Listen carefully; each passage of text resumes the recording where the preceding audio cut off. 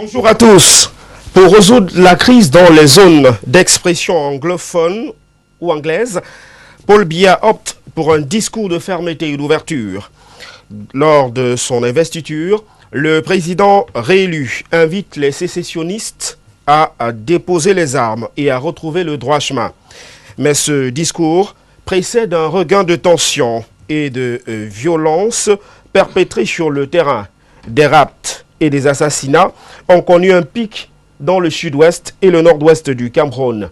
Le 30 octobre 2018, le missionnaire américain Charles Truman Wako succombe à la suite de tirs nourris de séparatistes de sources officielles. Le 5 novembre 2018, un jour avant la prestation de serment, 82 élèves et encadreurs de la Presbyterian Secondary School de Nkwema Bamenda sont pris en otage. À la suite d'une battue et d'une opération savamment menée par les forces de maintien de l'ordre, 78 d'entre eux sont remis en liberté. Ce regain de tension et ce nouveau mode opératoire préoccupent et inquiète. Le discours d'investiture du président de la République a-t-il véritablement rassuré? On en parle ce matin dans le cadre de cette livraison politiquement incorrecte. L'ambiance reste donc tendue en cette période de post-électorale au Cameroun. Quelques interpellations ont été notées et cela a remis au goût du jour l'éternel problème de l'expression des libertés au Cameroun, avec le cas de l'interpellation puis la mise en liberté provisoire de la journaliste Mimi Mefo.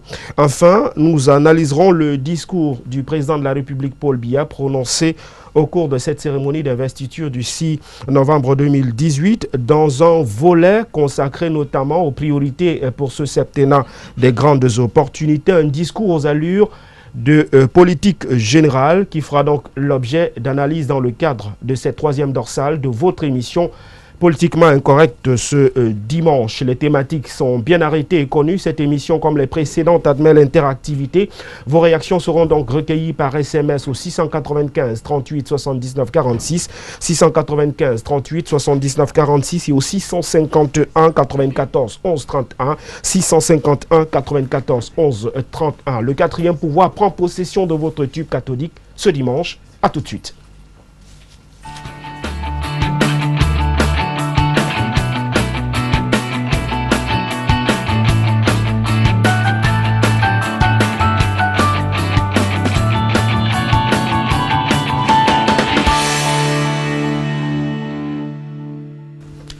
Je vais rapidement décliner le profil des invités qui ont bien accepté d'être avec nous ce dimanche sur les antennes de la télévision du Monde. Et je vais commencer par Maître Adeline Ndjongon, qui est du Social Democratic Front. Merci d'être venu ce dimanche sur vos antennes. Merci de m'avoir invité. Bonjour chers téléspectateurs et bonjour chers copanélistes. Je voudrais également remercier quelqu'un qui a fait le déplacement depuis Yaoundé pour prendre part à cette émission ce dimanche, Dr Ariel Nyetedem. Il est économiste. Merci d'être venu ce dimanche. Merci de m'avoir invité. C'était avec un plaisir que je me retrouve sur ce plateau. Bonjour aux auditeurs de LTM et aux copanélistes. Juste à proximité de vous, Dr Ariel Nyetedem, vous avez Cyril Sambaka, vice-président de l'Union démocratique du Cameroun.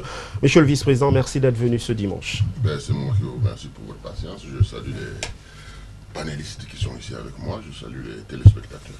Je rappelle qu'on devrait avoir dans quelques minutes, il va nous rejoindre au cours de cette émission, Georges Tepemanga, qui est du Rassemblement démocratique du peuple camerounais. Je propose que l'on commence rapidement dans le cadre de cette phase d'échange avec la première thématique inscrite à l'ordre du jour. Je vais peut-être commencer par vous, Dr Ariel Nyetedem. Le discours d'investiture sur le volet sécuritaire vous a-t-il semblé rassurant au regard du regain de tension observé dans les régions d'expression anglaise? Oui, à quelque chose près, il a été rassurant parce qu'on a vu un chef d'État qui est le chef suprême des armées et qui a en quelque sorte présenter, n'est-ce pas, de façon dure un discours en restant ouvert, n'est-ce pas, au dialogue tel qu'on l'a entendu. Il ne faut pas oublier que assurer l'intégrité territoriale du Cameroun est une partie de serment pour lequel il a prêté serment, pour lequel il s'est engagé. Lors de sa prestation de serment, l'intégrité territoriale ressort, n'est-ce pas, des obligations du chef de l'État. Et il a raffirmé sa vision, il a réaffirmé sa position. Il a dit qu'il va, n'est-ce pas, accélérer la décentralisation. Cela veut dire que l'option du fédéralisme n'est pas à l'ordre du jour. C'est clair. Et il a dit qu'il va, n'est-ce pas, combattre le sécessionnisme avec la rigueur de la loi et la détermination de l'armée. Il a montré le chemin et il ne s'est pas prononcé de façon ouverte ou explicite sur le dialogue qui est attendu. Il a dit tout simplement qu'il va s'assurer, qu'il va tout faire pour que le calme revienne dans cette région. Discours de fermeté, mais discours aussi un peu pondéré, parce que on a vu quand même qu'il a laissé entrevoir une ouverture, un dialogue, même s'il n'a pas dit de façon explicite. Cela dit, ça n'a pas apaiser la tension, la guerre a continué, il y a eu toujours des enlèvements, des tueries. Il va falloir faire très vite pour justement mettre fin à cette guerre qui prend des proportions alarmantes et qui a des implications désastreuses sur l'économie. On parlera du volet économique, des effets collatéraux de cette bataille désormais asymétrique. Cyril Sambaka, avant cette cérémonie d'investiture, évidemment, il y a eu des précédents. On a eu le cas du missionnaire américain Charles Truman, qui a donc succombé à la suite de tirs de sources officielles émanant notamment de ces séparatistes, et puis l'enlèvement de ses élèves et encadreurs de la Presbyterian Secondary School de Nkwema à Bamendas. C'est des signaux qui devrait nous préoccuper. Est-ce qu'il faut craindre une radicalisation après le discours du président de la République? Je dois dire que c'est un peu avec tristesse que je vais vous le dire. Nous avons, dans le sein de notre parti, eu 3 enlèvements du côté du Noun. 3 dames ont été enlevées au niveau de Bankourin. C'est pour vous dire que si ça s'étend, parce que les populations qui sont parties du nord-ouest sont venues vers le Noun. Il y en a qui sont venus vers le Noun, et Bankourin étant la frontière là, il y a eu beaucoup de nos frères du côté du nord-ouest qui ont traversé. Et nous déplorons aujourd'hui qu'il y ait eu 3 de nos militantes qui sortaient d'une réunion, qui ont été enlevées. C'est pour dire que la tension n'a pas baissé. Mais je pense qu'il faut prendre les choses comme elles sont. Le chef de l'État est au pouvoir depuis très très longtemps. Ça veut dire que depuis les indépendances, on a remplacé les comptes, on a une façon de faire. Maintenant, avec le temps, il faut pouvoir s'adapter. Je pense que le chef de l'État, quand on regarde ce discours précédent et puis celui-là, on peut relever qu'il y a eu un petit effort qui a été fait, mais nous sommes dans un ancien logiciel. Le logiciel d'aujourd'hui va vite, ça demande certaines façons de faire, certaines façons d'être, pour que les gens se comprennent. Vous avez vu comment les jeunes se précipitent aujourd'hui pour faire la chose politique. Ce discours, ils ne peuvent pas le comprendre. Ce discours, beaucoup de gens ne peuvent pas le comprendre parce que ce qu'on attend du nord-ouest et du sud-ouest, il aurait dit une seule phrase, on va organiser le dialogue inclusif. Il aurait dit, on va se concerter, que ça aurait suffi. Mais vous avez vu que dans l'ancien logiciel des gouvernants, le discours est différent. C'est-à-dire que nous vivons dans un monde où, après Dieu, c'est le président de la République. Le président de la République peut dire « Je vous ai compris ». Mais quand De Gaulle le disait, nous étions en quelle année? « Je vous ai compris », c'est quelque chose qu'on ne dit plus. Parce que maintenant, la méthode est participative. Les populations veulent s'intéresser à la chose politique. De plus en plus, ça se ressent. Et on est dans l'ère de l'autonomisation.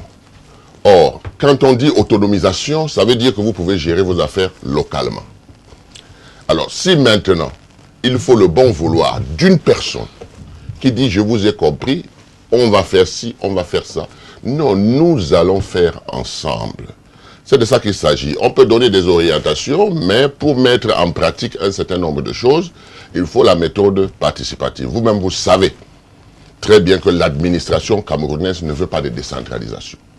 Les gens ne veulent pas le dire peut-être, mais si cette décentralisation avait eu corps, on serait en train d'améliorer la décentralisation. On ne serait pas en train de chercher la décentralisation.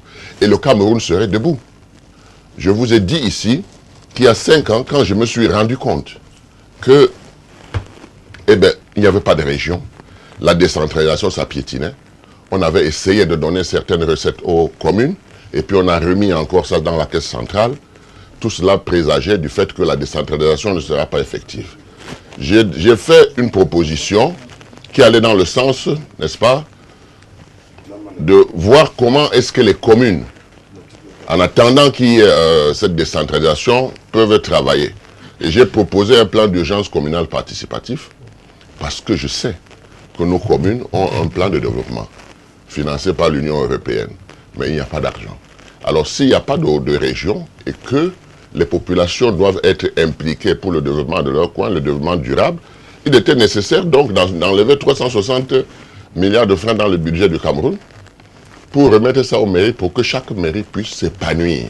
Chaque mairie puisse arriver à faire quelque chose pendant 3 ans. Et je crois qu'après la 4e année, l'assiette fiscale sera élargie, etc., etc. Les gens seront au travail, l'exode du rural va diminuer. Il y a plein de choses que ce gouvernement sait, parce que soit il l'a pensé, soit on le leur a proposé, mais ils ne le font pas. C'est là où se trouve tout le problème. Maître Adeline Djongan, le discours d'investiture du président de la République, à votre avis, a-t-il finalement prêté le flanc à un durcissement de la situation sur le terrain? Aurait-il mieux valu, comme le dit Cyril Sambaka, que le président évoqua la question du dialogue autour de cette crise, notamment dans les régions du nord-ouest et du sud-ouest? Alors, en ce qui concerne la crise, ça il faut le dire, et depuis le début de cette crise, je pense que le Social Democratic Front, comme la plupart d'autres acteurs politiques, ont prôné le dialogue inclusif. Ce dialogue inclusif dont tout le monde a prôné, mais au début, le chef de l'État ainsi que son gouvernement a fait la sourde oreille, a fait preuve de mauvaise foi de ne pas écouter les cris des uns et des autres, et surtout qu'il faut le rappeler, moi j'ai toujours dit et nous continuons à le dire, la crise anglophone est une crise institutionnelle. Je suis en même temps ahurie et pantoise quand le chef de l'État, lors de son discours d'investiture, parle de la décentralisation. Mais aujourd'hui, quand on parle de la décentralisation au Cameroun, 22 ans après la modification d'une constitution, qu'on ne puisse pas la mettre en place, c'est qu'il y a un réel problème. Le discours ne suffit plus. Aujourd'hui, il faut passer à des actions concrètes avec des actes très concrets.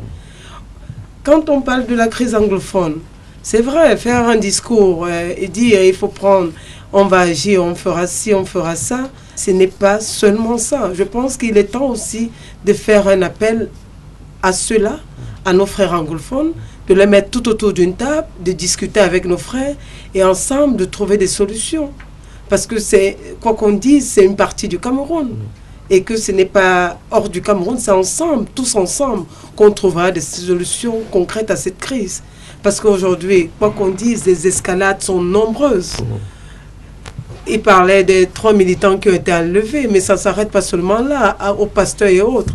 Même le domicile du chairman Ababa a été complètement brûlé. Sa sœur enlevée. Le maire de Kumbo a été enlevé. Et après, bon, il a été remis en liberté. Mais quoi qu'on dise, les escalades aujourd'hui, nous sommes arrivés au point où on ne contrôle même plus ces crises. Et je pense qu'il est temps qu'on s'asseye et qu'on puisse trouver des solutions concrètes. Docteur Ariel Nitedem, face à la mutation, j'allais dire, des mouvements observés, on est parti des revendications corporatistes pour en arriver finalement à ce que certains qualifieraient même de crise insurrectionnelle. Le président de la République avait-il le droit de tenir un discours sur la fermeté dans l'optique d'une pacification avant justement l'ouverture de ce dialogue-là? Est-ce que c'était le discours indiqué à ce moment? Oui, la fermeté, il fallait justement qu'il y ait cette fermeté de ton, c'est important, parce qu'on a la guerre. Il faut dire au sud-ouest et au nord-ouest, c'est une guerre. Et c'est vrai qu'il y a 3 types de personnes là-bas. Il y a les sécessionnistes qui ont une logique séparatiste, qui sont véritablement en guerre et qui parlent de la République du Cameroun et de leur République à eux. Mais il y a une bande de voyous qui sont là pour piller, pour s'enrichir, pour tuer, piller, violer, qui n'en savent rien du sécessionnisme. Mais il y a quand même aussi la population qui justement ne souhaitent qu'à vivre paisiblement. Donc il fallait, en tant que chef suprême des armées, montrer cette fermeté, montrer la capacité du pays à faire face à ceux-là qui viendraient et qui essaieraient, n'est-ce pas, de prendre une partie du Cameroun pour en faire un État. Ça, c'était son rôle de commandant en chef des forces armées. Maintenant, de l'autre côté, il y a des Camerounais qui ne souhaitent pas la séparation, qui souhaitent tout simplement faire partie de la gestion des affaires publiques. Ceux-là pour qui la décentralisation serait une solution. La décentralisation, c'est-à-dire la mise en place des régions, serait une solution idoine parce qu'il est ici question de gouvernance. Et on s'est rendu compte que le modèle de gouvernance qui est pratiqué jusque-là ne sied plus au Cameroun. D'ailleurs, depuis les années 2000, il y a un changement de paradigme en matière de développement. L'État central ne peut plus tout seul développer le pays. Il lui faut s'associer des acteurs comme les CTD, les communes et les régions, et le secteur privé. Et c'est dans ce cas, justement, qu'on a pris, n'est-ce pas, en application d'une disposition de la Constitution qui fait du Cameroun un État uni et décentralisé. En application donc, de cette disposition de la Constitution, on a pris des lois relatives à la décentralisation, loi 2004. Et en 2009, on a pris un régime financier des CTD, c'est-à-dire des collectivités territoriales décentralisées. 2018, on a pris le régime financier aujourd'hui unique, le régime financier qui a été adopté le 11 juillet 2018. Il est effectivement intitulé loi 2012/012 du 11 juillet 2018 portant régime financier de l'État et des autres entités publiques. Donc aujourd'hui, on n'a plus deux régimes financiers. Un pour l'État, un pour les CTD, on a un seul. Donc on a avancé au plan du cadre juridique. Tout est mis en place. En réalité, il ne reste pas grand-chose pour mettre en place les régions et dévoluer les compétences et les ressources aux régions et aux CTD. Alors, ce n'est pas le cas parce que quand on parle de décentralisation au Cameroun aujourd'hui, avec les mairies, on leur a donné des responsabilités à assumer, mais les ressources n'ont pas suivi. Parce que quand on vous parle des ressources qu'on a allouées à la décentralisation, les allocations sont encore faites au niveau central. C'est l'État qui décide des projets sur lesquels on doit investir. Et c'est l'État qui gère ces fonds. En fait, les mairies reçoivent des cartons qui sont déjà aiguillés, qui sont déjà visés, décidés au niveau central. Ce n'est pas ça la décentralisation. Il va falloir véritablement donner du pouvoir à la périphérie. Parce que quand on parle de décentralisation, il s'agit, n'est-ce pas, non seulement des finances locales, mais aussi du développement local. Or, pour qu'il y ait développement local, il faut que ceux qui sont bénéficiaires du développement local soient impliqués. Que ce soit eux-mêmes qui choisissent les projets. Que les projets ne soient pas choisis par des fonctionnaires à Yaoundé. Pour décider de construire un ponceau dans un village ou un point d'eau, une électrification, il ne faut pas que ce soit décidé par quelqu'un qui est à Yaoundé qui n'en sait rien. Parce qu'il a été démontré que la participation est un pilier important, la bonne gouvernance. Je peux vous dire un exemple simple que tout le monde connaît. Qu'est-ce qui a fait la réussite des plans quinquennaux dans ce pays?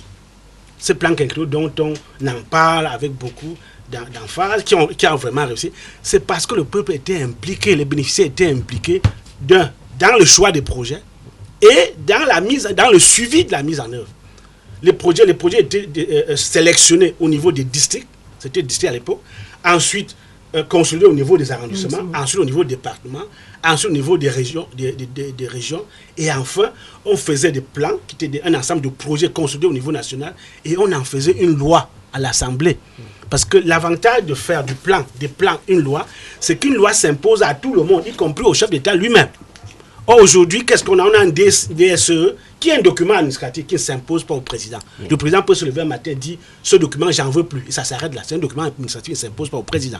Et le DSE, c'est des orientations générales. Il n'y a aucun projet dans le DSE. Alors, il aurait fallu, pour pouvoir avoir la même réussite, avoir un plan national de développement qui soit adossé au DSE. Et faire en sorte que les projets contenus dans ce plan soient sélectionnés par les bénéficiaires eux-mêmes. Je vais prendre un exemple simple. Imaginez le cas de deux villages. Deux villages séparés par un cours d'eau. Dans un village, il y a une élite qui, de par sa position d'élite, met des salles de classe tous les ans dans ce village, dans le village A. Dans le village B, comme il n'y a pas d'élite, il n'y a pas de salle de classe, les enfants s'asseyent à même le sol. Or, il y a un cours d'eau qui sépare deux villages. Au lieu de construire ce ponceau, le ponceau sur le cours d'eau qui sépare deux villages, pour permettre aux enfants du village B de traverser pour aller au village A, fréquenter, occuper cette classe, on continue à ajouter des salles de classe du côté A, parce qu'il y a une élite, alors que de l'autre côté, il n'y en a pas. Et ça affecte l'efficacité de la dépense publique. Voilà des problèmes. Or, si, ça c'est parce que c'est fait par des fonctionnaires à Yaoundé. Si on demande aux bénéficiaires de choisir le projet, ils ne vont pas demander une salle de classe, ils vont demander le ponceau entre les deux villages. Voilà un exemple. Donc, et c'est démontré. Et c'est ça, quand on parle de décentralisation, voilà ce que ça veut dire en termes concrets. On donne la possibilité aux personnes de choisir leur projet, de sélectionner ce qui est bien pour eux, parce qu'ils sont mieux placés pour savoir ce qui est bien pour les projets qui vont mieux satisfaire leurs besoins que les gens qui sont à Yaoundé. Et parce qu'ils sont impliqués, non seulement ils vont sélectionner, mais ils vont suivre la mise en œuvre. Voyez-vous, le Cameroun souffre de la mise en œuvre de ces projets d'investissement public. Chaque année, le budget d'investissement public n'est jamais consommé à plus de 50%. Quand on est allé très loin, c'est 60%. Justement parce qu'il y a un problème au niveau de la sélection, au niveau de la mise en œuvre. Il n'y a pas de participation véritable et voilà le problème. La décentralisation devrait résoudre ce problème. Cyril Sambaka, la décentralisation piétine peut-être, mais le corpus est largement enrichi ces dernières années. Le docteur Ariel Nietedem évoquait quelques dispositions de la loi. Il y a évidemment la mise sur pied également d'un ministère consacré au développement local et de la décentralisation à la faveur du réajustement du gouvernement du 2 mars dernier. C'est la bonne trajectoire, c'est peut-être pas le bon tempo, mais peut-être la bonne trajectoire. Je dois vous dire que depuis 1991, lorsque tout cela a été discuté à la réunion tripartite, on attendait un nouveau Cameroun. Parce qu'en réalité, cette discussion autour de la Constitution et autour des institutions nous donnait notre spécificité camerounaise et puis les objectifs que nous voulions atteindre. Donc le développement durable, le développement local. Parce que le problème n'est pas seulement de pouvoir affecter une salle de classe ou autre chose, mais le problème c'est que nous voulons avoir 360 pôles de développement au Cameroun. Et on demande que comme ce sont des choses qu'on met en place, qu'il y ait une certaine justice sociale qui puisse permettre que tout le monde démarre. Si on a estimé que vous êtes une petite commune, vous êtes quand même une commune qui peut devenir un paradis demain. Tout simplement parce que vous avez une dotation comme les autres communes qui vous permet, n'est-ce pas, de manière spécifique d'engranger un projet de développement et que ça devienne quelque chose de formidable. Donc, je ne sais pas si ceux qui nous gouvernent ont la même lecture, n'est-ce pas, de ce qu'on attend de la décentralisation ou du fédéralisme. Parce qu'en réalité, ce que nous attendons de cette décentralisation ou de ce fédéralisme, c'est qu'il y ait des pôles de développement dans 360 communes au Cameroun qui vont être les piliers sur lesquels vont s'asseoir la région. Parce que la région, elle viendra superviser un certain nombre de choses. Il faut définir qu'est-ce qui incombe aux régions, qu'est-ce qui incombe aux communes, et puis à l'État central. Mais dans le cas d'espèce, comme le docteur le disait, on souffre dans nos communes. Parce que parfois on reçoit ce qu'on ne veut pas, et ce dont on a besoin, on ne l'a pas. Vous comprenez? Bon, maintenant, on a essayé à un moment de donner aux communes la possibilité de recevoir directement l'argent qu'on leur a retiré, je crois, quelques années après. Ça montre tout simplement qu'il y a une guerre terrible, et je vous dis féroce, parce que vous ne pouvez pas voir quelque chose qui est positif pour votre pays, quelque chose qui peut faire avancer rapidement votre pays et comprendre que, ma foi, on n'arrive pas à implémenter cela. Si on n'arrive pas à le faire, c'est parce que c'est pour des intérêts égoïstes des gens qui sont au pouvoir central.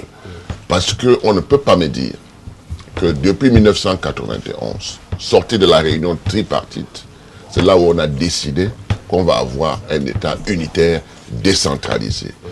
La Constitution n'est venue qu'en 1996. On a commencé à parler des lois en 2004, alors qu'en 1991, si vous étiez à la réunion tripartite, on avait mis une commission en place pour rédiger toutes ces choses-là, et il devait avoir une tripartite 2 pour voir ce qu'on venait de décider, ce que les Camerounais venaient de décider. Donc j'ai dit, attention, le mot décentralisation n'est pas suffisant. Il faut qu'on envoie le contenu. Parce que quand vous regardez le contenu, et que vous voyez qu'est-ce qui peut impulser le développement, peut-être que le Cameroun n'a pas besoin de décentralisation ni de fédéralisme. Peut-être que le Cameroun a son modèle, parce que le mot qu'on doit retenir, c'est l'autonomisation.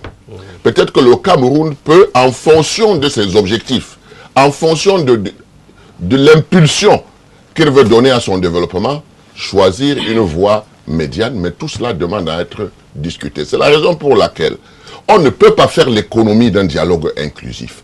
Parce que ce que nous faisons aujourd'hui, si on nous dit que la décentralisation a avancé, elle avancera, mais nous reviendrons là-dessus parce que, objectivement, nous devons penser ces choses-là autour d'une table. Parce que c'est le Cameroun. Le Cameroun est pour nous tous. Le Cameroun doit être par nous tous. Et c'est la raison principale pour laquelle on doit avoir une fondation qui est commune. On ne peut donc pas, sur le schéma de la colonisation, dire que nous allons soumettre au chef de l'État et il nous aura compris. Ça, c'est un schéma qui ne fonctionne plus dans le monde entier. C'est un schéma qui ne peut pas fonctionner au Cameroun. C'est un schéma de saupoudrage. C'est un schéma qui ne peut que nous amener à reculer. Parce qu'on doit être dynamique aujourd'hui. Le DSE dont parlait le docteur, si vous le prenez aujourd'hui et vous regardez les objectifs, si vous évaluez, vous allez vous rendre compte que beaucoup de choses n'ont pas été faites. Ce que nous disons, c'est que la première chose qu'on doit savoir dans un pays comme le Cameroun, c'est que la guerre, c'est une mauvaise chose. On doit tout faire pour éviter cette guerre, pour arrêter la guerre. Ça, c'est l'élément essentiel. Après la guerre, on va faire des plans de développement, on va faire l'économie. Mais quand vous avez la guerre dans votre pays, tout ce que vous avez fait comme économie, ça passe dans la guerre. Il faut donc privilégier la pacification du Cameroun. Et pour privilégier la pacification du Cameroun, je pense que le monde entier a déjà été ici au Cameroun pour demander un dialogue inclusif.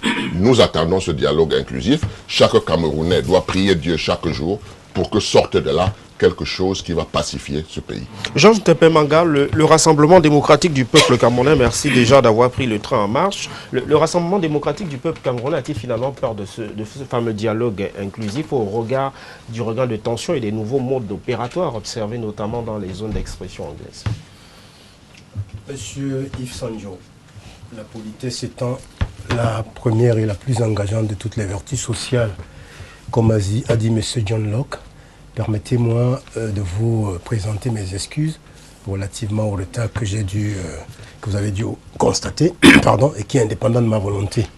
Bonjour aux copanélistes, à mon cher Ariel que je n'ai pas vu depuis, au président Sambaka, à ma sœur du côté gauche, maître. Et bonjour également aux nombreux téléspectateurs. Non, je vais commencer par ce que vient de dire le président Sambaka, en retenant l'essentiel, la quintessence de ses propos. Le Cameroun doit être fait par nous tous, je pense que c'est ça, pour nous tous, et c'est une fondation commune. Donc, à partir de ce moment, le RDPC ne peut pas avoir peur d'une quelconque décentralisation.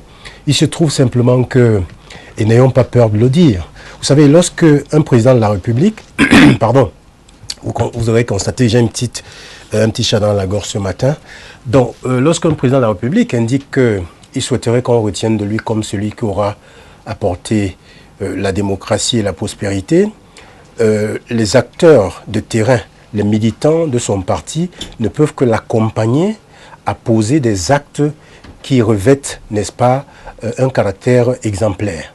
Donc il y a eu certainement ici ou là des retards par endroits. À quelques endroits également, il peut y avoir eu de la mauvaise foi due à certains de nos camarades qui ne comprennent pas que le Cameroun est un train qui est en mouvement. Et le mouvement doit aller de l'avant. On ne peut aucunement tirer ce train en arrière.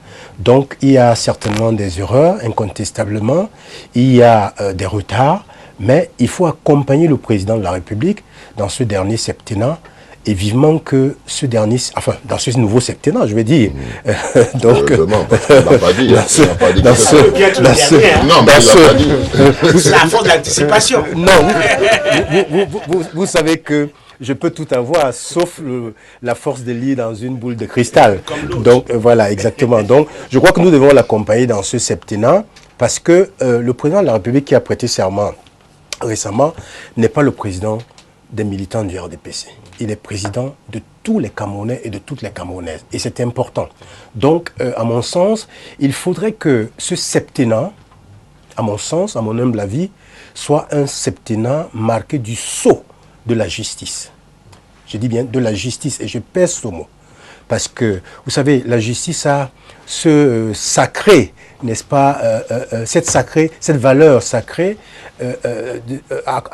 j'allais dire, à corriger les lacunes, les handicaps, à sanctionner des fautes lorsqu'elles existent, et à donner de l'espoir. Et vivement que ce septennat, une fois de plus revêtit justement le caractère de l'exemplarité. Parce que, vous savez, un militant, M. Sanjo, doit certainement être, j'allais dire, fidèle à la ligne politique de son parti, mais il doit également accompagner celui-ci, le parti, dans la marche en avant. Parce que, in fine, qu'est-ce que nous recherchons, si ce n'est le développement, si ce n'est l'amélioration des conditions de vie des Camerounais et des Camerounaises. Donc, il faut, j'allais dire, jouer à un jeu, permettre la tautologie d'équilibre.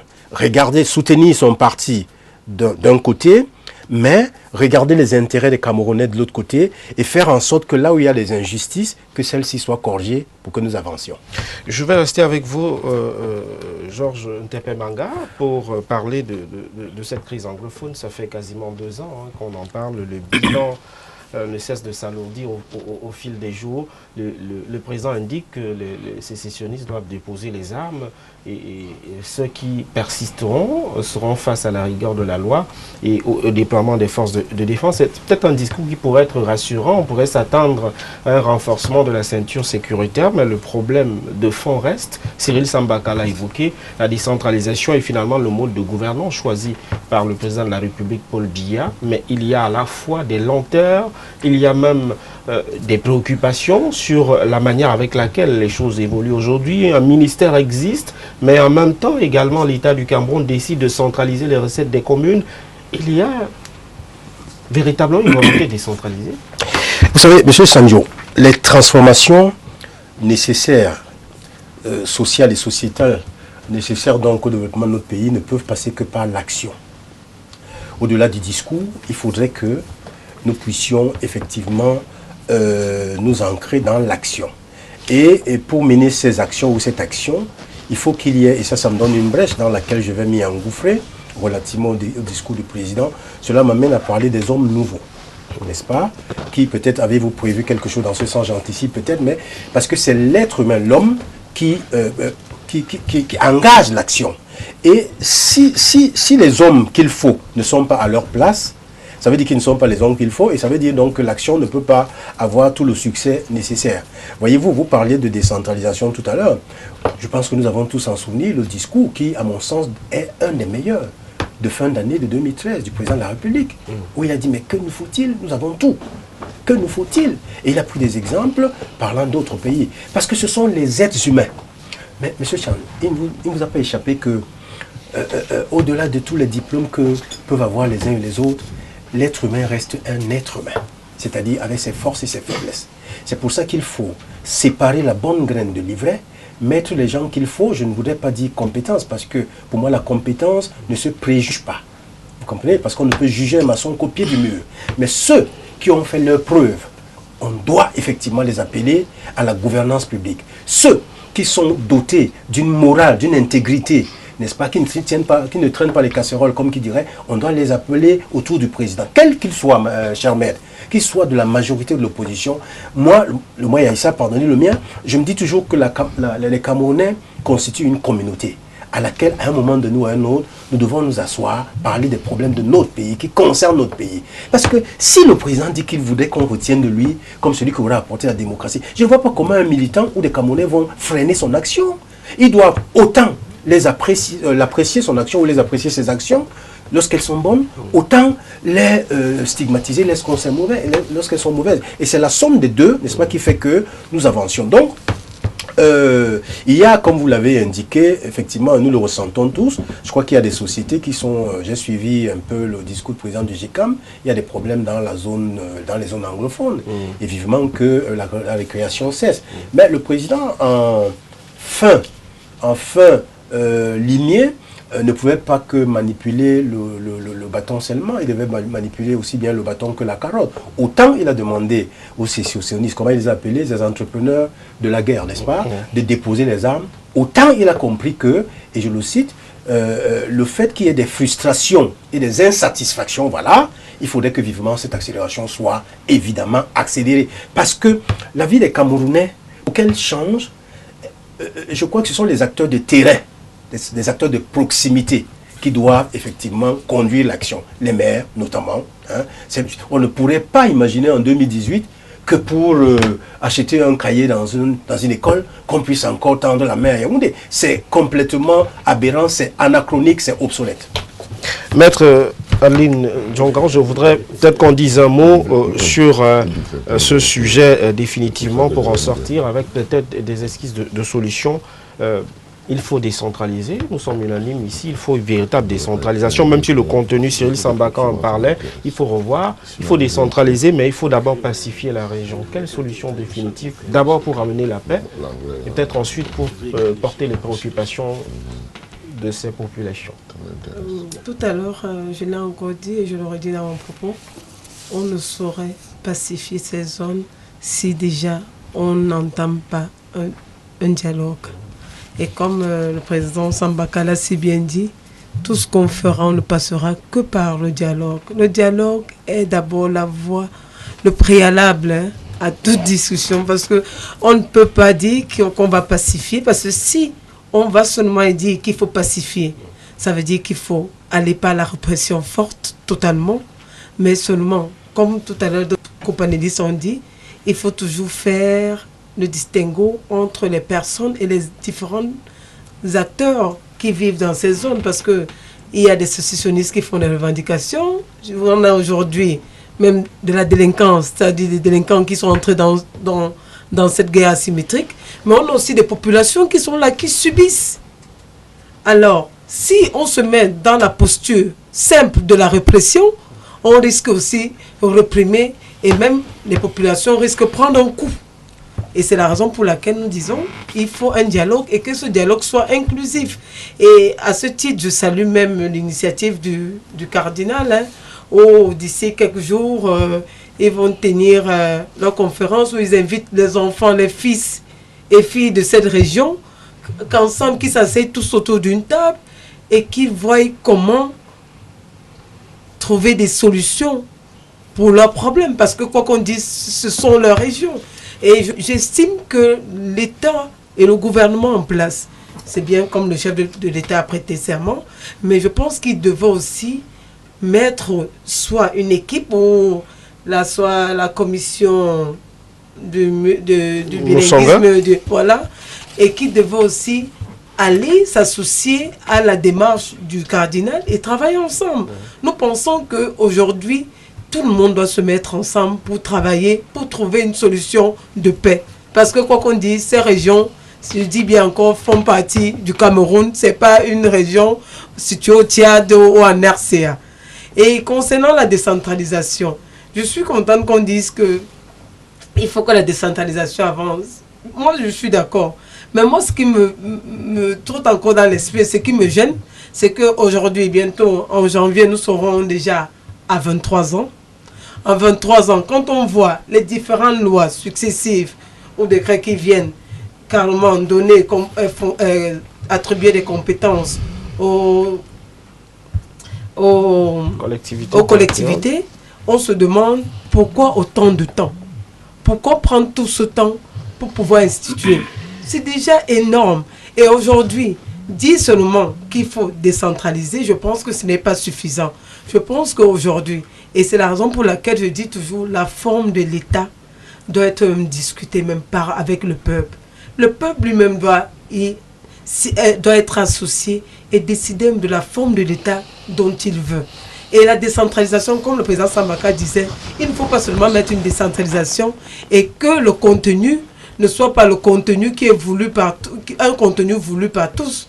Parce qu'aujourd'hui, quand on prend par exemple, on a cité le cas des mairies.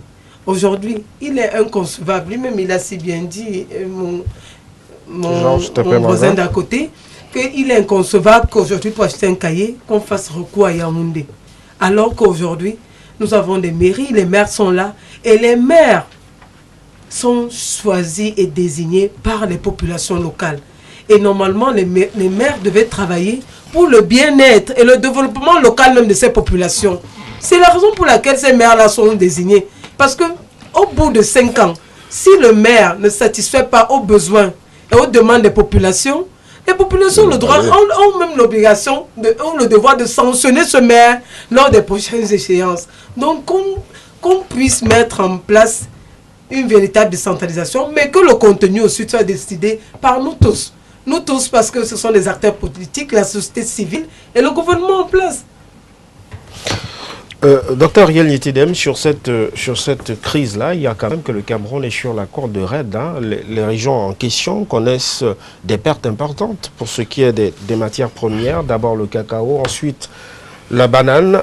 Et on sait très bien que le Cameroun compte notamment sur ses cultures de rente pour faire des entrées de devises. Le discours finalement du président de la République note également ces inquiétudes-là d'un climat délétère qui peut repousser les investissements et définitivement nous faire entrer dans le cycle infernal d'une crise qui pourrait peut-être déboucher sur une dévaluation. Tout à fait. Alors je dois dire à la suite de ce que mon ami Ntepe vient de dire, le président dans une interview d'un journaliste français il y a quelques années avait dit qu'il souhaiterait qu'on se rappelle de lui comme celui-là qui aurait apporté la démocratie et la prospérité. Est-ce que peut-être que vous n'avez pas remarqué ce que j'ai vu lors de la prestation, ce qui m'a marqué, c'est celui qui administrait le serment au président, le président de l'Assemblée. Il a dit cela, il a cité cette interview, mais il a dit ceci qui m'a paru très intéressant. Il dit, vous avez effectivement apporté la démocratie, mais la prospérité va suivre. Alors c'est très important. Alors si le président souhaiterait qu'on se rappelle de lui comme celui qui aura apporté la prospérité, il y a du travail. Comme le président de l'Assemblée a fait remarquer, la prospérité n'est pas encore là. Et ce n'est un secret pour personne. Et justement, il a relevé un problème d'homme. Problème d'utilisation des ressources humaines au Cameroun. C'est le problème de fond. C'est le problème de fond. Pour moi, c'est même une priorité de ce septennat. Si Paul avait réussi, s'il veut absolument apporter la prospérité comme il le souhaite, il faut faire un travail de fond sur la gestion des ressources humaines, sur l'utilisation des ressources humaines. C'est ça qui fait échouer les projets au Cameroun. Et c'est à ça qu'on peut coller beaucoup de mots qui sont liés à la gouvernance, cette mauvaise gouvernance. C'est un problème d'utilisation des ressources humaines. Dieu seul sait que le Cameroun en est doté de très bonnes ressources humaines qui sont très souvent mal utilisées. Pourquoi? Parce que la logique qui préside le choix des personnes appelées à animer l'équipe gouvernementale, appelées à animer l'administration, ne sont pas des choix basés sur le mérite, basés sur la technique. C'est des choix politiques. C'est la logique politique qui très souvent a présidé au choix de ces personnes-là. Et c'est pour ça que la politique devient prégnante. La politique, ce n'est plus l'affaire des hommes politiques. Mais l'élite administrative s'en est mêlée. Jusqu'au poste de directeur, les gens se croient obligés de battre campagne, de poser des actes politiques. Et ça affecte même la dépense publique. Quand je parle des allocations où on voit des gens donner des salles de classe, tout faire pour qu'il y ait des salles de classe dans leur village, ou des points d'eau.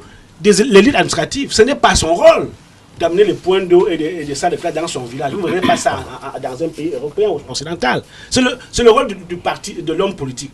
Or, il y a cette collision entre l'homme politique et l'élite administrative. Et cela, justement, parce qu'on a montré que pour avoir de la promotion au sein de l'administration ou du gouvernement, il faut poser des actes politiques. Et du coup, le mérite a foutu le camp. Du coup, les méritants ne sont plus à la place qu'il faut. Et on voit les résultats dans l'exécution de nos projets. Il peut citer le discours du chef d'État de 2013. J'avais l'honneur d'être invité à la CIATV pour commenter ce discours. Il a dit juste ceci, je cite, « D'où vient-il qu'aucune région de notre pays n'a exécuté le budget d'investissement public à plus de 50% ?»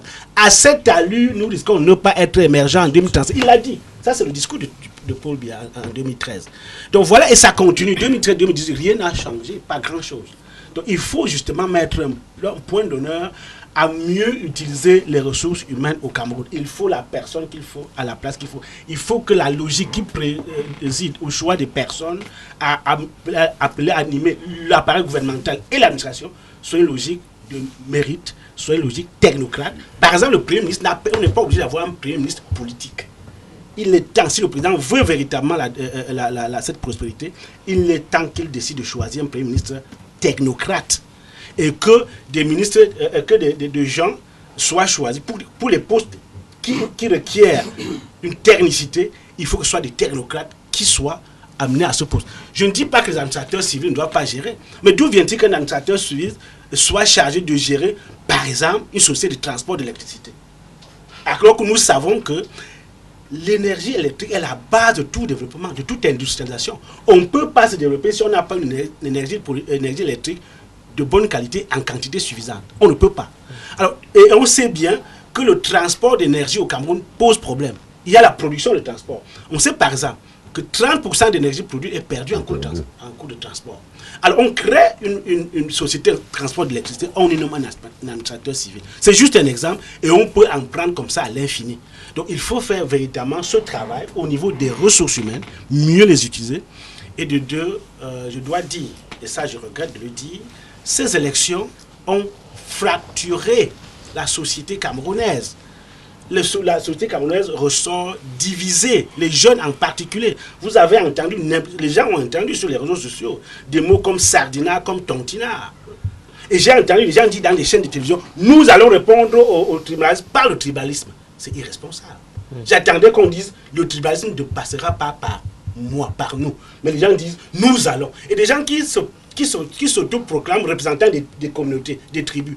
Je n'ai pas entendu qu'il y ait des conventions des communautés pour nommer leurs représentants qui parlent en leur nom. Alors, du coup, cela pose un problème. Et cela va affecter, si rien n'est fait. Et là, je profite pour dire que le chef d'État a l'occasion de refermer cette fracture sociale qui a été créée par ces élections et qui continue. Vous voyez bien en France, c'est difficile maintenant pour un ministre tout ça d'aller en visite ou même pour des artistes de faire leur concert. La culture, ça allait jusqu'à attaquer la culture. Donc il est temps que dans les décisions que le chef d'État va prendre, qu'il s'arrange à restreindre cette fracture sociale, qu'il n'y ait pas des gens qui se sentent exclus. Parce que s'il y a des gens qui se sentent exclus, ça va amplifier cette fracture sociale. Les uns vont se gonfler le torse en disant c'est notre chose, et les autres vont dire nous sommes exclus. Tout ce que ça va faire, ça va diviser davantage les Camerounais, et ça ne pourra pas contribuer, n'est-ce pas, à la paix sociale dont on attend, et ça ne pourra pas contribuer au développement de ce pays. Cyril Sambaka, j'aimerais qu'on évolue un tout petit peu dans notre phase d'échange ce dimanche pour revenir finalement sur l'ambiance post-électorale. Elle reste fortement agitée. Il y a eu des mouvements de protestation organisés par certaines formations en politique qui semblent vouloir d'ailleurs dicter aux médias aujourd'hui les lignes de conduite et les conducteurs des émissions. Il y a également évidemment cette affaire qui a ému la communauté de la presse tout entière, celle justement de la journaliste Mimi Mefo qui a été interpellée mercredi puis placée en détention provisoire à la prison centrale de Douala pour 10 ans, propagation de fausses nouvelles, incitation à la révolte contre les institutions, outrage à corps constitué et bien d'autres motifs d'inculpation avant d'être remise en liberté. C'était ce samedi. J'aimerais d'abord qu'on s'arrête sur le cas de cette journaliste-là et ensuite vous poser la question de savoir est-ce qu'on a régressé en termes d'exercice des libertés au Cameroun avec ce cas. Voilà, pour bien comprendre ce qui se passe au Cameroun, n'est-ce pas, il faut partir d'une analyse simple. De plus en plus, et le docteur vient de le dire, hein, je crois que c'était Yves Mourouzi ou je ne sais plus qui avait posé la question au président de la République. Alors le président de la République vient d'être réélu. Le problème c'est que dans son discours, il n'a pas dit que c'était son dernier mandat. Donc ça a créé à l'intérieur de son système d'autres ambitions. C'est-à-dire que la journaliste et tout ce que vous citez là ne sont que les conséquences d'un plan d'action qui doit être mis sur pied parce qu'en réalité, les Camerounais ont manifesté leur soif de démocratie. Ils l'ont manifesté et vous avez vu que pour une fois, les Camerounais ont mis de côté le match de football pour se tourner vers le Conseil constitutionnel. Cela voulait tout dire. Vous avez vu que cette fois-ci, des jeunes se sont mobilisés. Moi, je les ai vus avec des récépissés et il n'y avait pas de liste où il y avait leur nom. Ils cherchaient leur bureau de vote, mais les machines de l'ECAM s'étant plantées. Il n'y a pas eu Il y a eu beaucoup de gens qui se sont inscrits, mais qui n'ont pas pu avoir leur nom sur les listes. Voilà. Donc, toutes ces choses-là partent du fait que les caciques du système ont l'impression qu'ils commencent à être fragilisés. Parce que le Cameroun a ceci de merveilleux. Le Cameroun a des cerveaux. Le Cameroun a des gens pour régler les problèmes du Cameroun. Techniquement, de manière construite, les Camerounais sont capables. Mais il y a une chose. Il y a l'administration qui a ses créneaux. Il y a l'école qu'on appelle ENAM, qui a déjà montré ses limites parce que, faisant succession à la colonisation, il y a des choses qui doivent être révolutionnées à l'intérieur pour le développement de notre pays. Parce que, tenez-vous tranquille, chaque fois que nous aurons des gens qui nous dirigent et qui pensent qu'ils sont à Tanga Nord, nous on est à Tanga Sud, que nous ne sommes pas tous des Camerounais et que eux, leur mission sur terre, c'est de piétiner les populations, de leur imposer un certain nombre de choses, on prépare le clash. On peut retarder, mais ça arrivera. Donc, si le chef de l'État donne des orientations qui ont été acceptées par le peuple camerounais, il faut maintenant mettre les mécanismes en place. Et en mettant ces mécanismes en place, on se rend compte que les bonnes personnes sont de côté. Et que ceux qui vont conduire cela sont des gens qui n'ont aucune envie que ça bouge au Cameroun. Ils n'ont aucune envie que ça bouge. Donc, le problème des ressources humaines revient toujours. Est-ce que le chef de l'État va donc comprendre que c'est une priorité nécessaire pour qu'on garde de lui un bon souvenir? La balle est toujours dans son camp, dans la pure tradition de notre pays où il y a extrême centralisation. C'est le chef de l'État. Même un ministre n'est pas capable d'impulser quelque chose sans dire que sur les recommandations du chef de l'État, etc., etc. Non, il faut que le Cameroun change, il faut que le Cameroun s'arrime. Il faut qu'un ministre soit responsable. Il faut qu'un ministre impulse. Ça a existé ici au Cameroun. Il y a eu des plans quinquennaux, il y a eu des ministres qui se sont affirmés, qui ont fait des choses. Il faut qu'on cite les choses que les ministres ont fait. Il ne faut pas que les ministres continuent à dire sur instruction du chef de l'État. Parce que ce qu'ils appliquent sur le terrain n'a rien à voir. Ce sont des dictateurs. Vous comprenez? Il y a combien de présidents au Cameroun? Il y en a plein. Parce que le président de la République existe, mais tous ceux qui nomment là se comportent comme s'ils étaient des présidents de la République et imposent leur volonté, alors qu'en fait, c'est eux qui sont en contact avec les populations. Et quand on est en contact avec les populations, qu'on soit sous-préfet, qu'on soit préfet, qu'on soit gouverneur ou autre chose, l'intérêt d'être là, c'est d'être avec les populations et de connaître leurs desiderata, et de transmettre, et de faire des choses ensemble. Tant que le Cameroun ne sera pas fait par tous, le Cameroun ne sera pas fait pour tous, on va colmater, et un jour, peut-être, nos enfants ou nos petits-enfants comprendront qu'on a perdu beaucoup de temps. Ils s'asserront autour d'une table et définiront le Cameroun de l'avenir. Parce que le Cameroun de l'avenir ne se définit pas par un homme. Le Cameroun de l'avenir ne se définit pas par rapport à un parti politique. On bâtit le Cameroun ensemble. Et après, les compétitions peuvent se mettre en place, mais il faut que les règles du jeu soient consensuelles. C'est ça qui va faire le boostage du développement de notre pays, et le pays va repartir. Le chef de l'État manifeste l'envie d'arriver à quelque chose de bien. Mais alors, si ce sont les ressources humaines qui freinent cela, il balaie. Il balaie et il met des nouvelles ressources humaines qui vont pouvoir impulser cela. Vous savez, la dynamique, c'est aussi ça. Nous l'avons ici. Il y a eux, par exemple, qui sont venus de la diaspora parce qu'ils voulaient rentrer chez eux. Peut-être que les chefs traditionnels, j'en sais rien.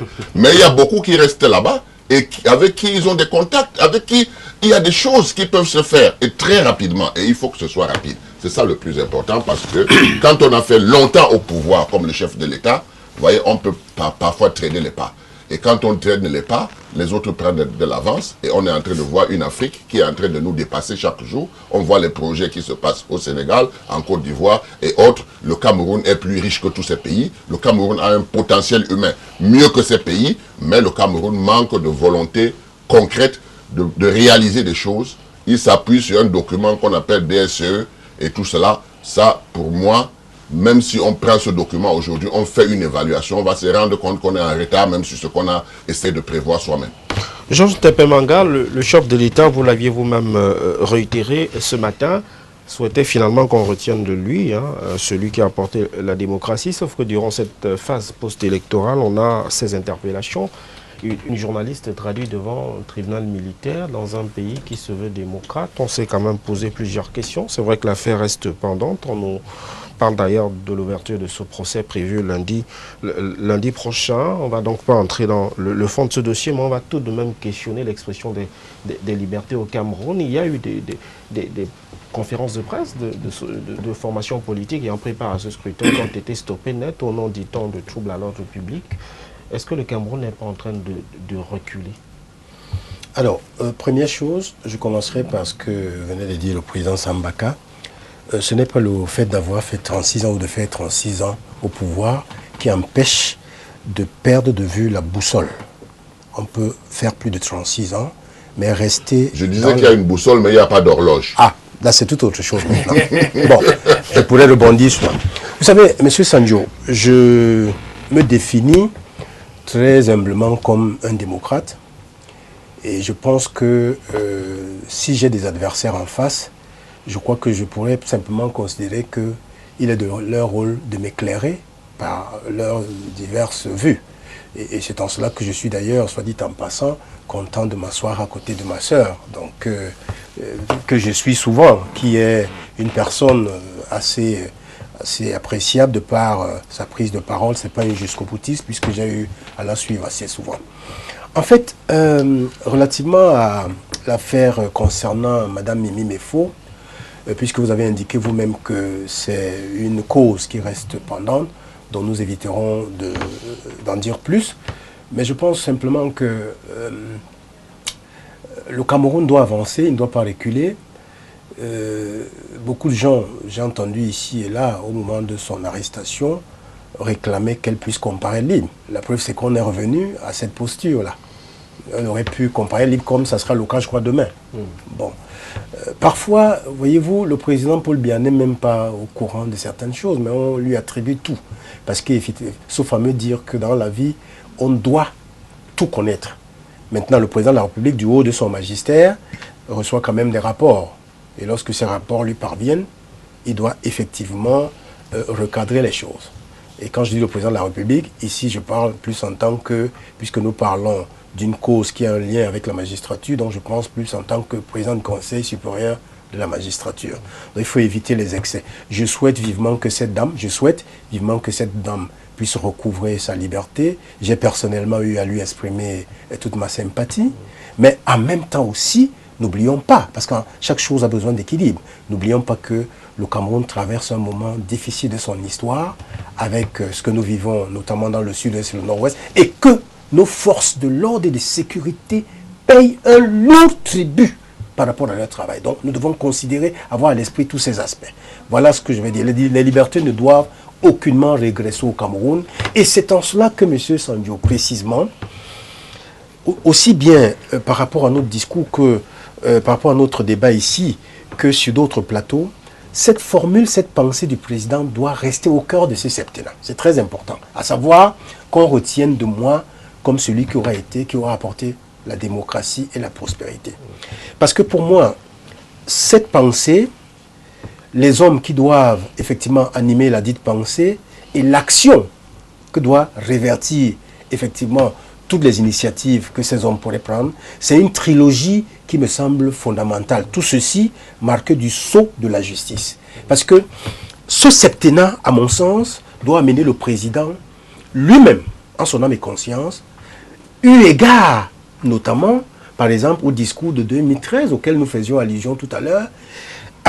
Ce discours doit l'amener à faire la part des choses en 36 ans de pouvoir par rapport aux objectifs qu'il veut atteindre, à savoir laisser aux Camerounais l'image de celui qui aura apporté la démocratie. Qu'est-ce qui a marché jusque-là?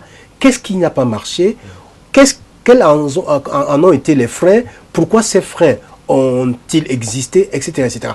Et permettez-moi de vous donner un exemple. Vous savez, souvenez-vous, le 31 décembre 2017, donc l'année dernière, à l'adresse des vœux à la nation, le président de la République a demandé que la dette intérieure puisse être payée.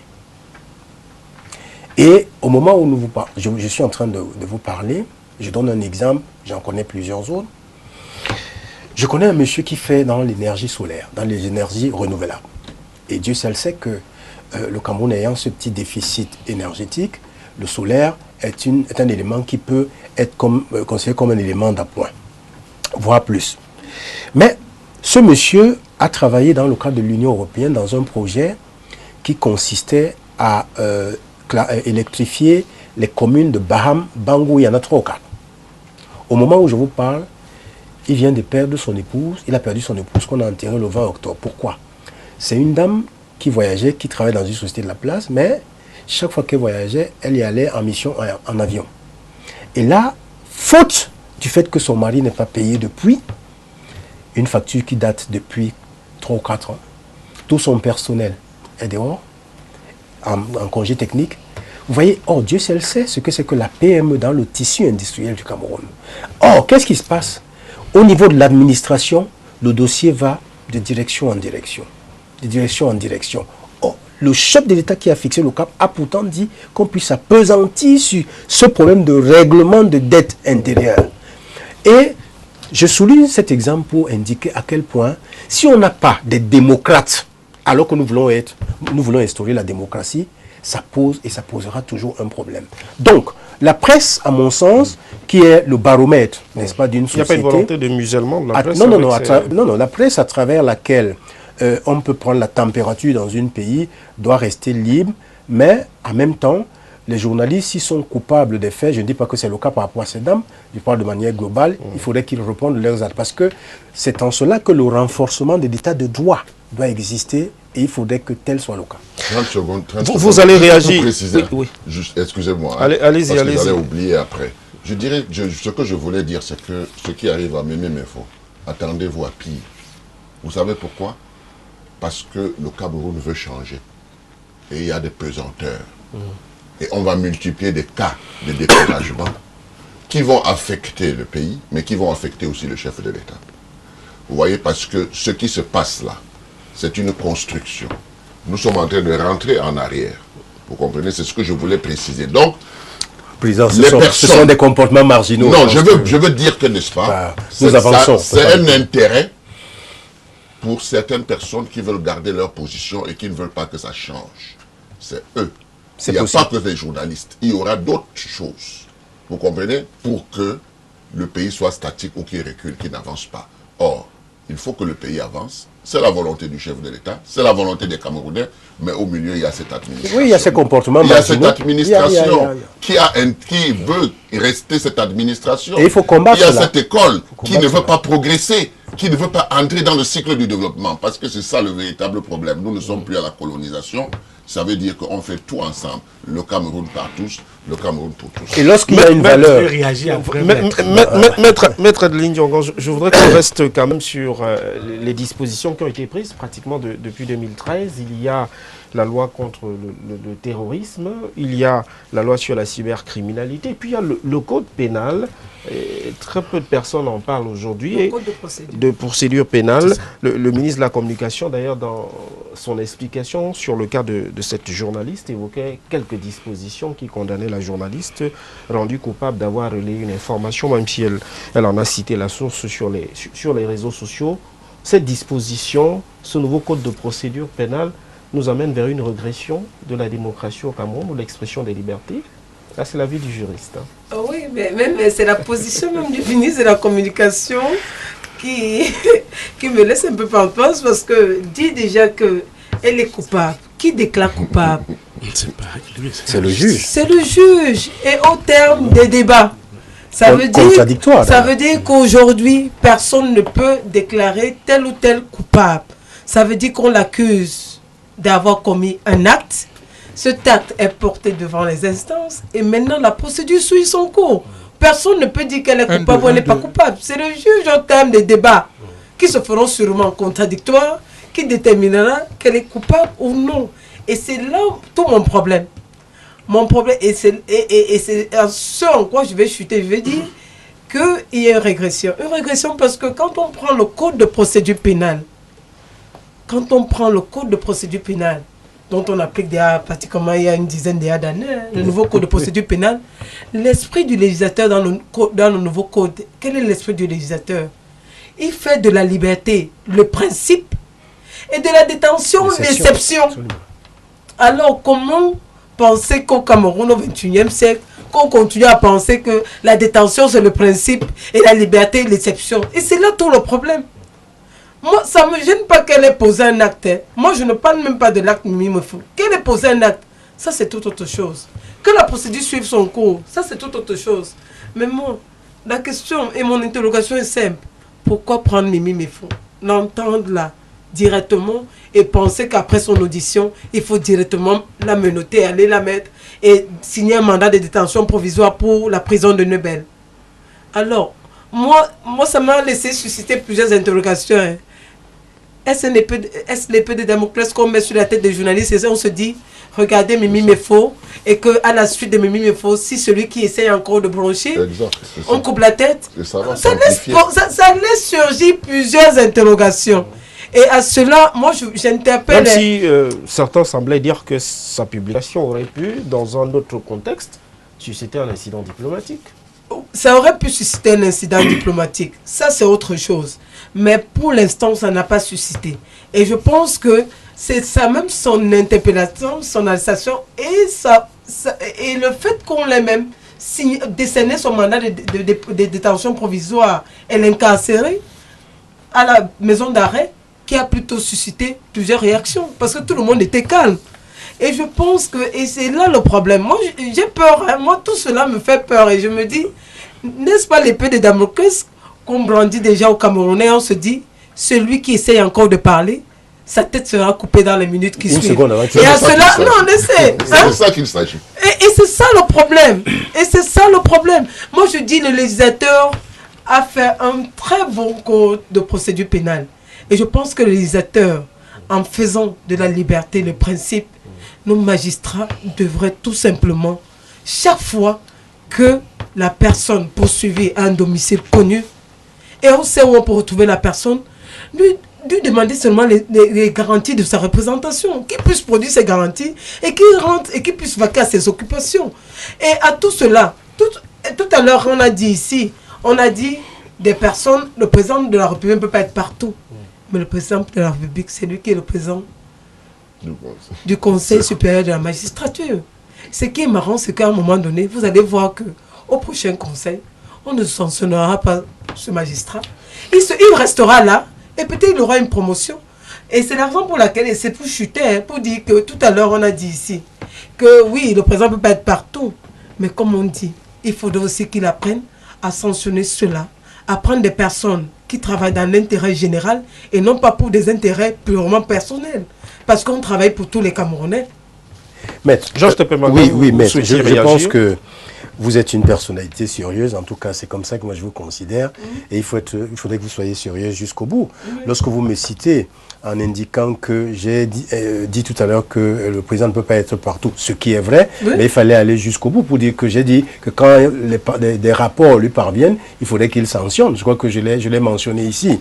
Vous savez, non, activement d'ailleurs. Vous savez que elle-même, vous voyez, c'est en cela que je décèle une petite contradiction, parce que Maître qui est, j'aime pas beaucoup l'expression, mais auxiliaire de la justice l'a indiqué tout à l'heure.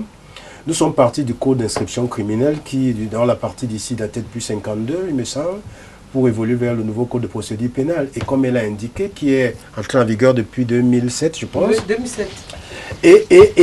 Et comme elle a si bien dit, effectivement, la détention, c'est l'exception et la liberté, le principe. Donc voilà le cadre.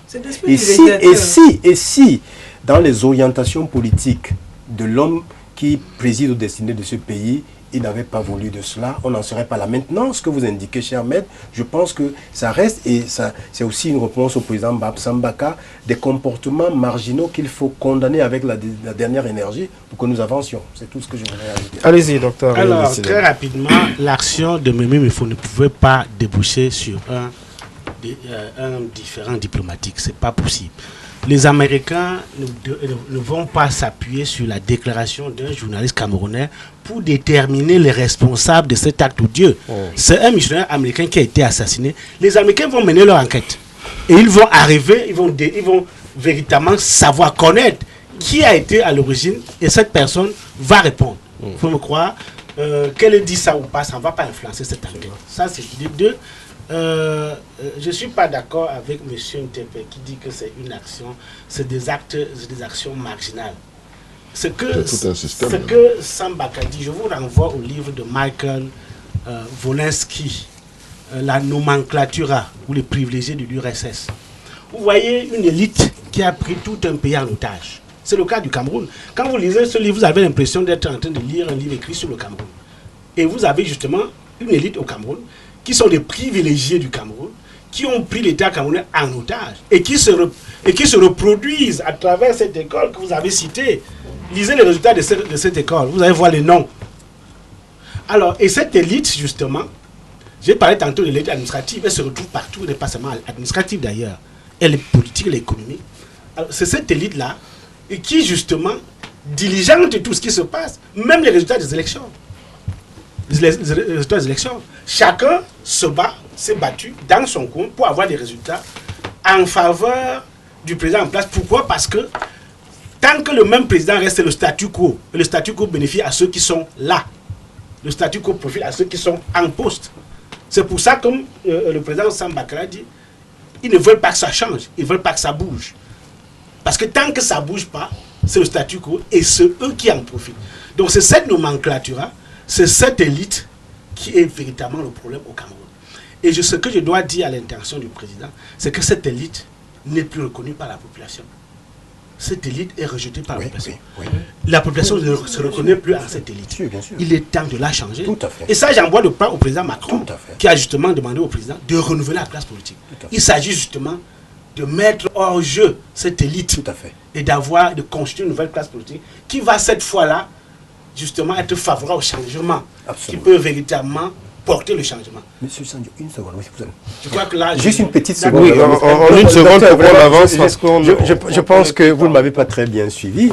Je suis d'accord avec vous parce que lorsque nous entendons les Camerounais et les Camerounaises râler ici ou là, ces Camerounais et ces Camerounais ne se reconnaissent plus en ces élites parce qu'elles se sont décrédibilisées au travers de leurs actes ou de leurs actions qu'ils mènent ou qu'ils posent ici et là. Ce que je disais par rapport au principe, tout à l'heure il y a l'exception. Je crois que Maître est là en tant que praticienne du droit, technicienne du droit. Je ne peux pas préjuger de ce qu'elle dira, mais elle peut vous dire que dans la majorité des unités de gendarmerie et de police, ces actions existent mais sont marginales parce qu'aujourd'hui, ça entre dans les mœurs.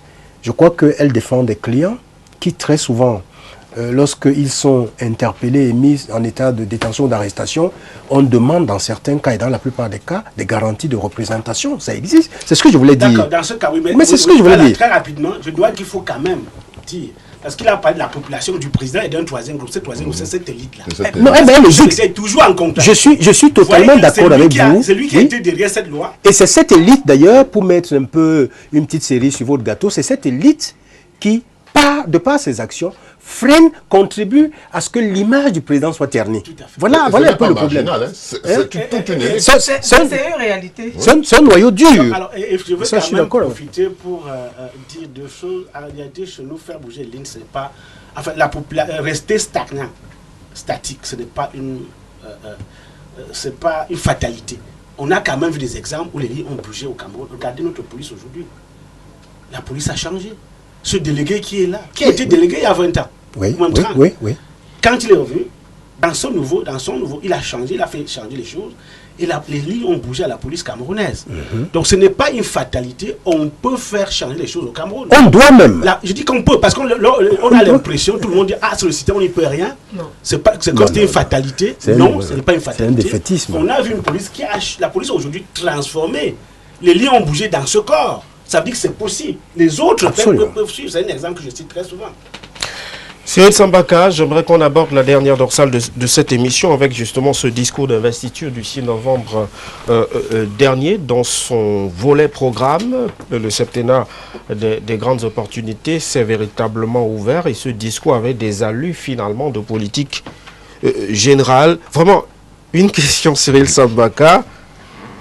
On a assisté à du réchauffé, de l'enfumage politique comme certains l'estiment, ou alors, comme le dit le docteur Ariel Nietedem, le président veut faire bouger les lignes. Non, moi je vous dis, j'ai beaucoup d'admiration pour le docteur Nietedem parce que je le suis souvent et je pense qu'il met le doigt toujours là où il faut et que ça nous encourage, nous Camerounais qui faisons la politique, pour dire qu'il y a des ressources humaines au Cameroun.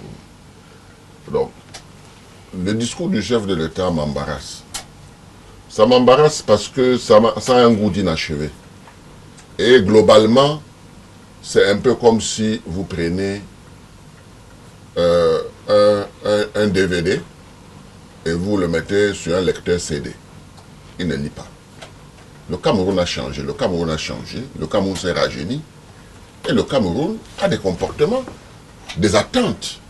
Ces attentes, c'est surtout la jeunesse. Ce n'est pas de dire « je vous ai compris », parce que le discours de « je vous ai compris » de De Gaulle et tout ça là, c'est du passé. Il faut être moderne. Il faut entrer dans le logiciel qui sied à la modernité et au monde actuel. Vous comprenez? Donc, le président de la République a un problème. Quand on a défini ça comme on a défini tout à l'heure, que le président de la République est dans une tour d'ivoire, il a des élites qui sont là pour maltraiter les populations. Et il y a les populations qui veulent se révolter. Il y a les populations qui ne sont pas contentes. Pour schématiser comment les choses se passent. Alors le président de la République dit, on va régler tes problèmes. On va faire ceci, je vous ai compris. Et tout de suite, quand il finit son discours, ceux qui sont au milieu, c'est-à-dire les élites, font leur réunion pour voir comment barrer tout cela. Et le peuple va constater que ce sont des discours creux qui n'ont jamais rien apporté de concret, parce que ceux qui sont chargés de l'implémenter n'ont rien fait pour, mais le responsable, c'est le chef de l'État. Or, le chef de l'État, quand il fait son discours, moi j'attendais ce discours, j'étais très attentif, parce que j'étais presque rassuré que la première chose, ce sera le dialogue inclusif. Malheureusement, pour moi, je n'ai pas entendu cela. J'ai plutôt entendu des choses qui paraissent souples pour la façon de parler du président, mais qui reste dur pour la situation que nous vivons. C'est ça qui est un problème.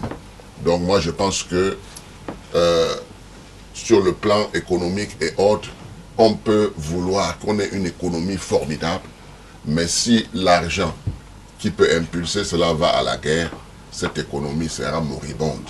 Et on ne pourra jamais atteindre ses objectifs parce que le budget de l'État qu'on a voté, plus la guerre dure, plus elle n'est pas praticable. Vous voyez? Et on est obligé de continuer à s'endetter, et on est fatigué. Donc, le dialogue, comme l'a dit Maître tout à l'heure, qu'on a reporté du cardinal Toumi, va avoir lieu. Ça nous laisse quelques lueurs d'espoir. Mais ce sont ces caciques-là eux-mêmes qui sont en train de dire qu'il n'y a pas de fédéralisme, il y a une décentralisation qui, depuis des années, on n'a pas vu. Nous disons qu'il y a le dialogue, on voit le contenu de l'autonomisation, peu importe le terme qu'on va utiliser, l'essentiel étant que les mécanismes qu'on va mettre en place vont permettre aux locaux d'atteindre leurs objectifs et qu'ils puissent choisir ceux qui vont implémenter cela et qui puissent sanctionner le cas échéant. C'est un peu ça. Georges Tepemangal, le président de la République veut-il en réalité faire bouger les lignes? C'est vrai qu'il y a eu des effets d'annonce pour certains. Il a parlé de cette volonté qu'il affiche de prendre en compte les aspirations de la jeunesse qui souhaite être associée à la gestion de la chose publique. On a parlé de la décentralisation. Il a parlé justement également du plan directeur d'industrialisation parce que pour lui également, l'industrialisation reste le chemin par lequel le Cameroun atteindra son émergence. Et évidemment, l'agriculture, ce sont finalement de belles promesses. Mais est-ce que les lignes peuvent bouger durant les 7 prochaines années? Mais Monsieur Sadio, au risque de... Enfin, du moins, je vais revenir sur un élément que j'ai développé tout à l'heure. Je vous ai parlé des hommes. Il ne faut pas minimiser ça, ce qu'il a, le docteur Nitedem appelle les ressources humaines. Parce que rien ne peut se faire sans les hommes. Ça, c'est une évidence, c'est un truisme. Donc, je crois que... vous savez, je connais un peu... c'est vrai, le RDPC travaille avec d'autres partis alliés. Mais moi, je suis un militant du RDPC. Je soutiens le président Mordicus dans ce qu'il fait. Mais je ne le soutiens pas aveuglement. Lorsque j'estime que, à mon humble avis, je ne peux pas évidemment donner des leçons à quelqu'un qui a une telle expérience, mais comme on dit en latin, les goûts et les couleurs, ça ne se discute pas. Chacun a sa façon de voir les choses. Je peux suggérer quelque chose au président, je peux suggérer des avis ou un éclairage quelconque pour que ça puisse l'enrichir. Donc, le président a besoin des hommes. Donc il faut toiletter cette classe politique sans état d'âme. Mais lorsque lui-même dit en 2013 que nous manque-t-il, je crois que ça veut dire que c'est implicitement une manière de dire que toutes les personnes qui ont été là n'ont pas été à la hauteur. Enfin, les personnes qui ont été là, peut-être pas toutes, parce qu'il est aussi difficile de savoir qui a bien fait, qui n'a pas, sauf à le faire, à faire une évaluation au cas par cas.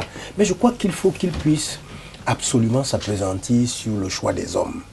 Des hommes qui ont une intégrité, des hommes qui ont, les hommes et les femmes, hein, quand je dis hommes, grand H, qui ont une intégrité, les hommes qui ont de l'expérience, les hommes qui ont surtout, j'insiste sur ce fait-là, qui ne traînent pas des casseroles, des hommes qui sont crédibles, et il y en a.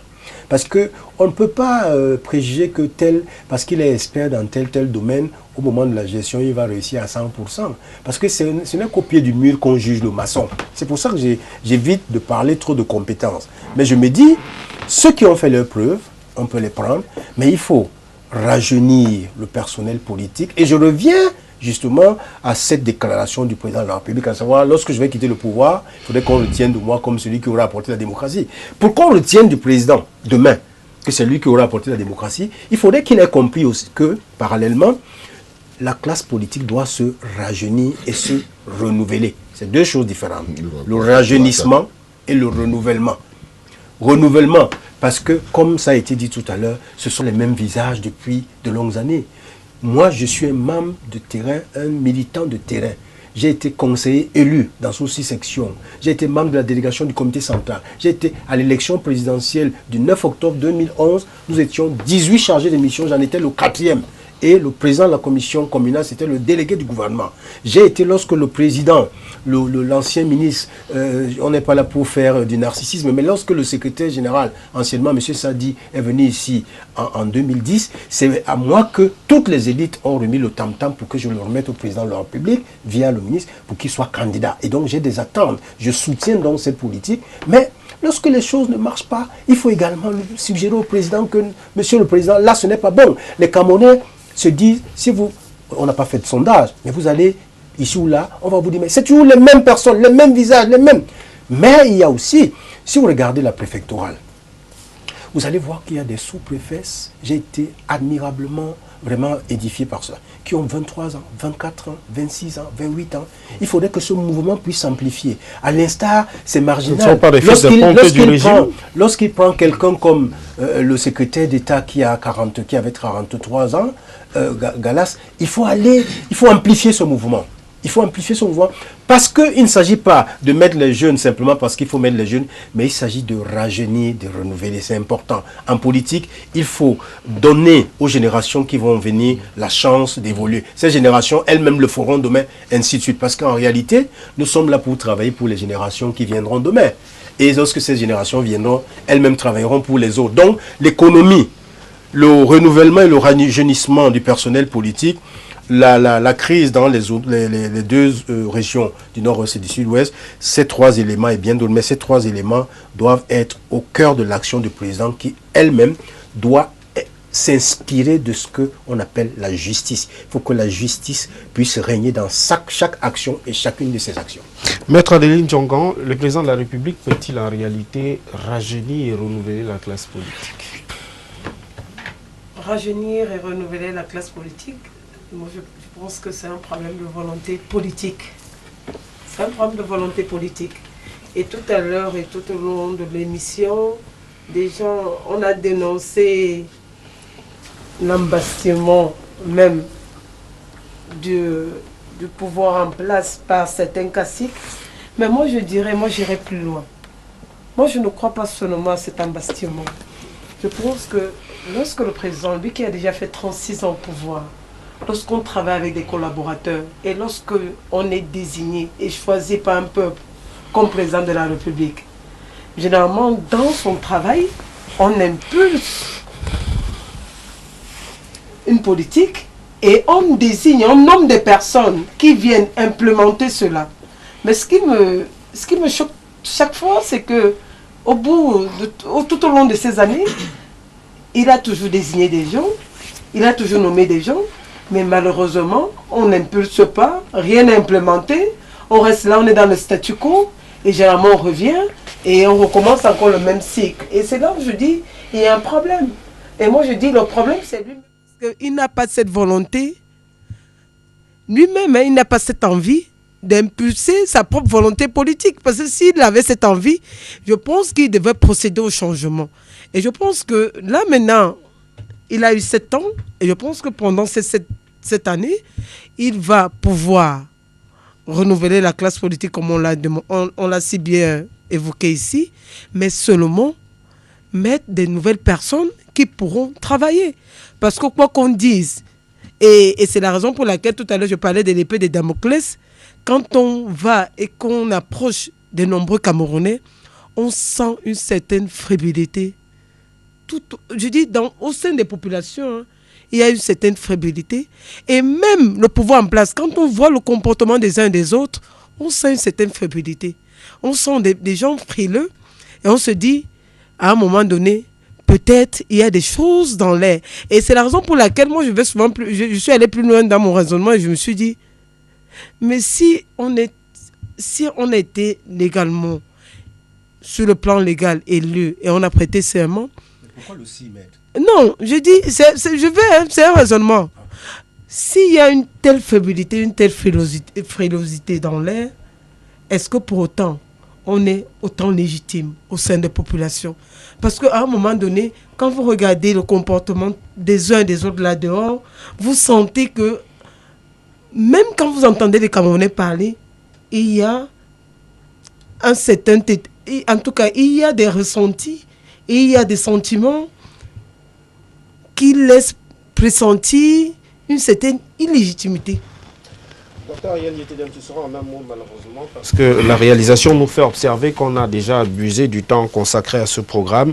Mais en un mot, il y a quand même que dans ce discours, dans le volet que j'ai qualifié de politique générale, le président a néanmoins noté qu'il y a des pressions externes, notamment le commerce international avec cet isolationnisme. Aujourd'hui, on se rend compte que l'Amérique et la Chine transcendent désormais les règles du marché international qui sont remises en cause. Donc les pressions sont multiples. Le président de la République, visiblement, durant ces 7 ans, n'a pas droit à l'erreur. Oui, il n'a pas droit à l'erreur, surtout au plan économique. Et au moment où nous parlons, on est en train de boucler la première phase de la vision qui va se terminer le 31 décembre 2019. La deuxième phase commence en 2020 et s'achève en 2027. On est en train de la préparer. C'est le lieu d'apprendre des erreurs lors de la première phase de la vision, parce que beaucoup de choses n'ont pas marché. On a eu l'impression qu'il suffisait de mettre une stratégie en place pour que le développement suive, que non. On a appris donc de ces leçons. Il faudra justement en profiter et mettre en place des documents de référence lors de la deuxième phase qui soient à même justement de faire décoller le pays et de le mettre dans la voie de l'émergence. C'est vrai que le chef d'État a dit qu'on a maintenu le cap sur l'émergence, mais moi je pense plutôt qu'on a un peu glissé, qu'on est sorti de la voie de l'émergence. Il faudra justement revenir sur les rails de l'émergence. Et pour cela, il y a ces ajustements qu'il faut faire. Et alors, maintenant, il y a deux choses sur lesquelles il faudrait insister. Il y a les mesures du FMI. Nous sommes avec le FMI pour un programme de 3 ans, 2018-2020. C'est un conseil, c'est sous la base d'un conseil que le FMI donne au titre de l'article 4 de ses statuts, du statut du FMI. Mais si à la sortie des 3 années, nous ne redressons pas notre économie, le FMI se trouvera obligé de nous imposer un programme d'ajustement structurel cette fois-là, qui sera très contraignant, comparable à celui des années 90. Et on ne souhaite pas cela parce que ces programmes-là s'accompagnent de mesures drastiques. Par exemple, la réduction du train de vie de l'État qui peut arriver à la baisse des salaires, à la compression du personnel de l'État et qui peut déboucher sur une dévaluation. Ce serait très grave pour l'économie camerounaise. Donc, il faut tout faire pour ne pas en arriver là, pour sortir définitivement de ce programme du FMI à la fin de 2020, pour ne pas rentrer dans un autre programme. Merci, docteur Ariel Nietedem. Malheureusement, le temps consacré à ce programme est définitivement arrivé à son terme. Je voudrais donc dire merci au docteur Ariel Nietedem qui s'est déplacé de Yaoundé pour prendre part à ce programme ce dimanche. Infiniment merci d'être venu. Je remercie également Cyril Sambaka, vice-président de l'UDC, qui était avec nous ce dimanche. Merci, monsieur le vice-président. Je remercie Georges Tepemanga du Rassemblement démocratique du peuple camerounais. Merci d'avoir honoré ce rendez-vous. Et puis, je voudrais remercier Maître Adelim Djangan, qui est du Social Démocratique Front. Maître, merci d'être venu ce dimanche. Merci de nous avoir suivis sur les antennes de la télévision du Monde. J'aurai donc le privilège et le plaisir de vous retrouver dimanche prochain avec un autre panel et d'autres thématiques. Bien le bonjour.